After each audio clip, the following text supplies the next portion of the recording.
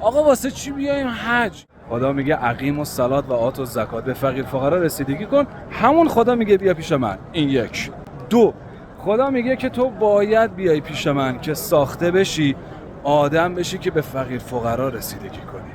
برگشتی 4 تا درس حسابی داشته باشی که نیازمندا رو ببینی، دلت صیقل بخوره، صاف و ساده بشه که کار کنی واسه من خدا، یه وقت دور نشی از من خدا. واسه همین نگاه بکنی قالب حاجیان، قالب اون کسایی که خیر حسن کربلایی‌ها و حاجیان که دلشون نرم میشه واسه نیازمندان کار میکنن، قالبشونو دارم میگم.